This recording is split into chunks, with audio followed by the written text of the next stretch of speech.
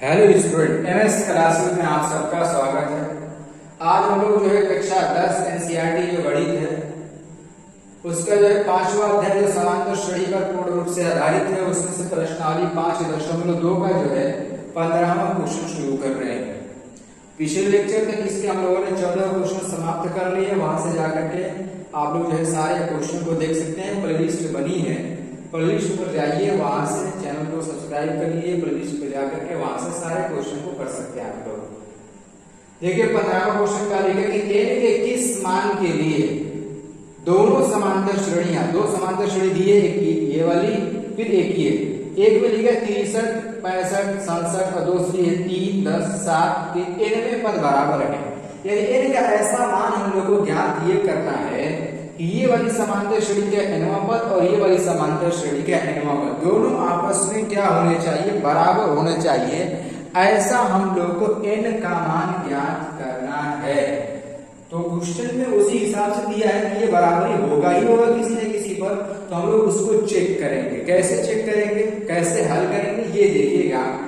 सबसे पहले मैं बात करूं प्रथम समांतर श्रेणी के लिए। देखो ये कंडीशन फर्स्ट बनाने का मतलब पहले वाली जो समांतर श्रेणी है वो क्या है, 63, 65 और 67 डॉट डॉट। सेकंड वाली जो समांतर श्रेणी है ये हमारे के लिए 3, 10, 17 डॉट डॉट ये दिया गया है। ठीक, अब देखिए अगर हम बात करें फर्स्ट कंडीशन के लिए, तो फर्स्ट कंडीशन का मतलब यह है कि इसमें a का मान हम लोग को क्या मिल रहा है, मैं कैपिटल ए से निकाल रहा हूं पहले वाले को। a का मान हमारा 63 दिख रहा है, और अगर बात करें सार्वा अंतर को हम लोग इसमें कैपिटल डी से ले रहे हैं, ठीक है ना। तो कैपिटल डी से भी अगर हम लोग लेते हैं तो हमारा हो जाएगा इसमें कि 65 माइनस 63 कितना आ जाएगा, हमारा केवल 2 हो जाएगा। ये तो पहली कंडीशन के लिए n का मान ही निकालना है। फिर दूसरी कंडीशन के लिए अगर हम लोग देखें तो दूसरी कंडीशन में जो है मैं प्रथम पद को स्मॉल a से प्रदर्शित कर दे रहा हूं जिसका मान 3 दिया है, और सार्व अंतर को भी स्मॉल d से प्रदर्शित कर दे रहे हैं जिसका मान हमारा कितना है कि 10 माइनस 3 बराबर कितना आ जाएगा, 7 आ जाएगा। इस तरीके से हम लोगों ने a दोनों समांतर श्रेणी का प्रथम पद और दोनों समांतर श्रेणी का सार्व अंतर लिख लिए। अब क्वेश्चन ये कह रहा है कि इसका nवां पद बराबर है, तो प्रश्न क्या कह रहा है यही देखना है।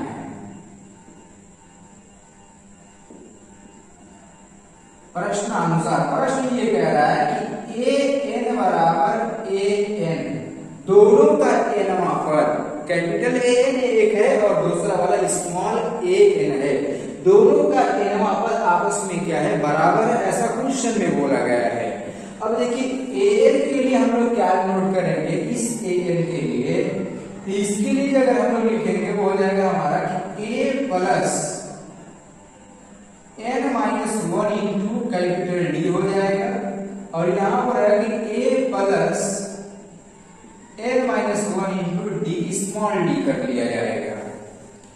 अगर हम चाहें तो पहले दोनों का मान रख लें, या पहले इसको उठा के इधर कर लें और इसको उठा के इधर कर लें, पक्षांतर कर लें, तब भी हमारा हो जाएगा। देखो यहाँ पर कैसे हल करने का प्रयास करें। किसी भी तरीके से आप यहाँ से हल कर सकते हैं, आपका आंसर बिल्कुल सही आने वाला है, गलत नहीं आएगा।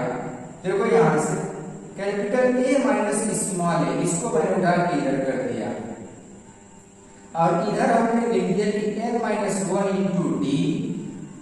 फिर ये जब उठ करके इधर जाएगा तो ये भी हमारा माइनस में हो जाएगा कि n minus 1 into D.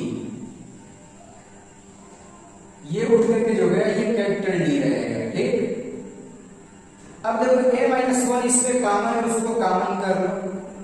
a minus a बराबर n माइनस 1 को कॉमन कर दिया, यहां पर हमारा बच गया d माइनस कैपिटल D, ये बच गया। अब सबका मान रख दीजिए, आपका n का मान आसानी के साथ आ जाएगा। कैपिटल A का मान हमारा 63 है और स्मॉल a का मान हमारा कितना दिया है, 3 है। n का मान ज्ञात करना है, छोड़ देंगे। कैपिटल स्मॉल d का मान हमारा यहाँ पर 7 है, कैपिटल D का मान यहाँ पर 2 है। इसमें से इसको घटा देंगे हो जाएगा हमारा 60 n-1 और यहाँ पर गुणे में आपका आ जाएगा कितना 5, क्योंकि 7 में से 2 घटा लेंगे 5 आ जाएगा। तो यहाँ से हम लोग को मिल गया 60 के बटा में 5 बराबर n-1 कट जाएगा तो कितना मिलेगा 12, यानी हम लोग को जो मिला वो n-1 बराबर मिल गया कितना 12 आ गया। कैसे यहाँ पर देखो 12 लिखा है, n-1 बराबर 12, n का मान निकालना है तो n बराबर 12 प्लस 1 हो जाएगा, तो n बराबर हम लोग को जो मिलने वाला वो हो गया 13।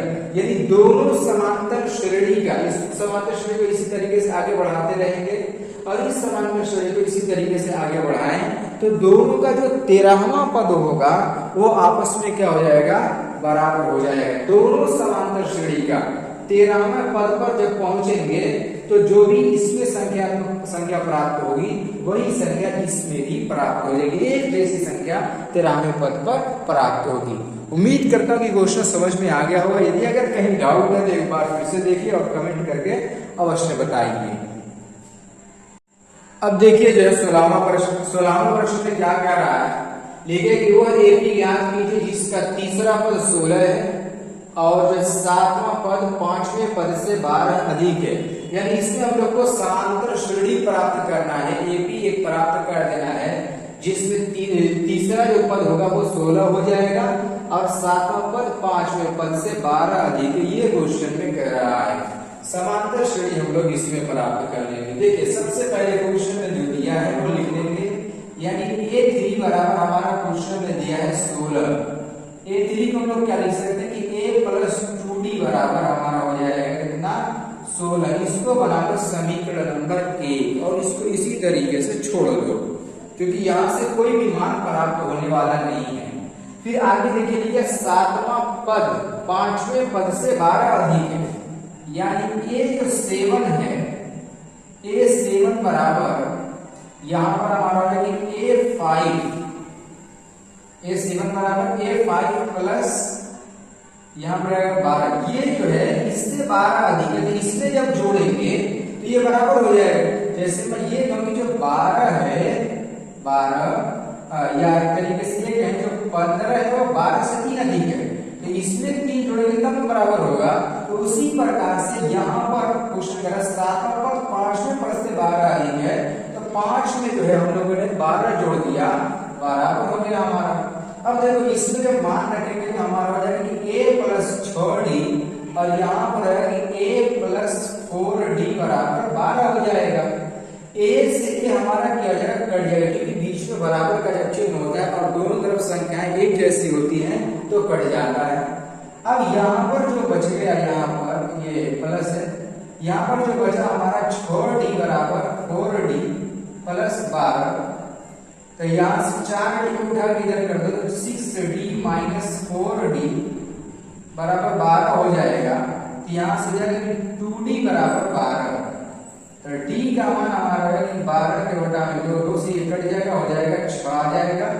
यानी D का जो मान हम लोगों को मिल गया वो कितना आया, वो आया हम लोग को 6। अब करना यह है कि हम लोग क्या करेंगे कि D का मान जो है समीकरण नंबर जो है 1 में रख करके A का मान हम लोग प्राप्त कर लें तो हम लोग को समांतर श्रेणी मिल जाएगी। यहाँ पर लिखेंगे D का मान समीकरण 1 में रखने पर, इसमें समीकरण 1 में यहाँ पर यहाँ से है कि A प्लस 2 गुणे 6 बराबर 16 इस तरीके से मान रख दिया गया। अब हम लोग क्या करेंगे देखिए यहाँ पर A प्लस 12 बराबर 16 तो A बराबर हमारा है कि 16 माइनस 12 तो यहाँ से A का जो मान मिलने वाला मिला जो हम लोग को वो 4 मिल गया और यही हमारा प्रथम पद भी होता है ना कि A1 बराबर A जिसका मान 4 हो गया, A2 बराबर हमारा हो जाएगा कि A प्लस D, A का मान 4 है D का मान 6 हो गया 10 हमारा। A3 का मान क्वेश्चन के अंदर दिया है 16 बोलिए जो इससे समांतर श्रेणी प्राप्त हो गई वो कितनी होगी 4 10 16 डॉट डॉट हम लोग इसको लिख करके छोड़ देंगे। इस तरीके से क्वेश्चन में कहा था कि इसकी समांतर श्रेणी ज्ञात कीजिए कि समांतर श्रेणी क्या बनने वाली है। तो इस तरीके से इसकी समांतर श्रेणी बनेगी। उम्मीद करता हूं कि ये वाला भी क्वेश्चन आप लोगों को जो है समझ में आ गया होगा। यदि अगर कहीं पर डाउट है या कोई दिक्कत आ रही है इसमें तो आप लोग शुरू के जो लेक्चर बताए गए हैं जिसमें इसका इंट्रोडक्शन वगैरह बताया गया है और जो बेसिक चीजें भी जिसमें बताई गई फॉर्मूले वगैरह बताए गए हैं इसके पहले के जितने भी लेक्चर है सबको देख लीजिए। आपको सारा डाउट आप लोग को क्लियर हो जाएगा क्योंकि शुरू से जब देखेंगे ना तब डाउट आपका बिल्कुल आसानी के साथ क्लियर हो जाएगा। तो चलिए जो है अब हम लोग मिलते हैं इसके आगे के जो क्वेश्चन बचे हुए हैं इस अभ्यास के नेक्स्ट लेक्चर में जो है हम लोग करने वाले हैं।